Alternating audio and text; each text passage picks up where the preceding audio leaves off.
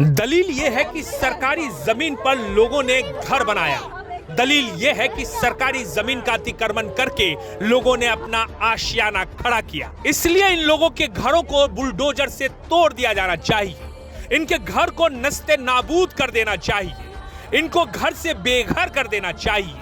यह आदेश कोर्ट का है और कोर्ट का आदेश सर्वोपरि है, लेकिन सवाल उठाना भी वाजिब है।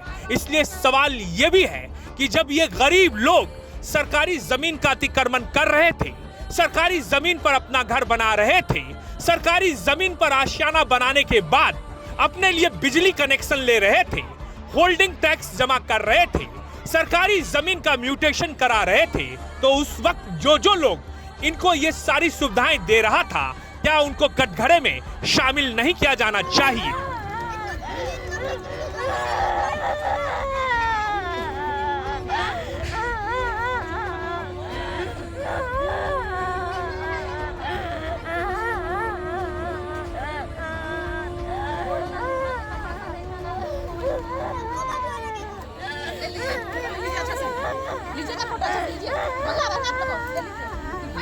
मजा आ रहा है आपको लेने में? छाती पीट पीट कर जो लोग रो रहे हैं, उनके आशियाने पर यह बुलडोजर चल रहा है।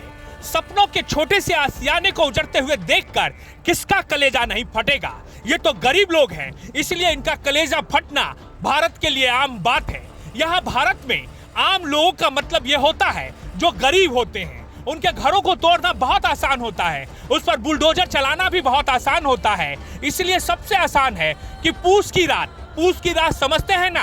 प्रेमचंद की कहानी में पूस की रात तो सुना ही होगा। जी हाँ, पूस की रात को चुना जाता है जब सर्द रात में ठुठरन से लोग थर थर कांपते हैं। उस वक्त इनके आशियाने को उजाड़ दिया जाता है।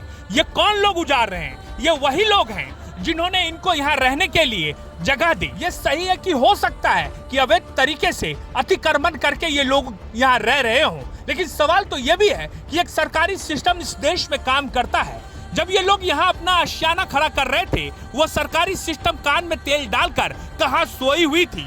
पहले इनको घर बनाने दिया, अपना आशियाना बसाने दिया। जब ये अपने बाल बच्चों के साथ यहाँ रहने लगे तो एक दिन अचानक इनको याद आता है, अरे ये तो सरकारी जमीन पर घर बनाकर रह रहे हैं। बस फिर क्या था? गर्मी बरसात नहीं देखते हैं, सर्द रात नहीं देखते हैं, पूस की रात को चुनते हैं। जब लोग बाहर निकलने से कतराते हैं, उस वक्त इन गरीब के घरों को इस तरह से बुलडोजर से ढा दिया जाता है।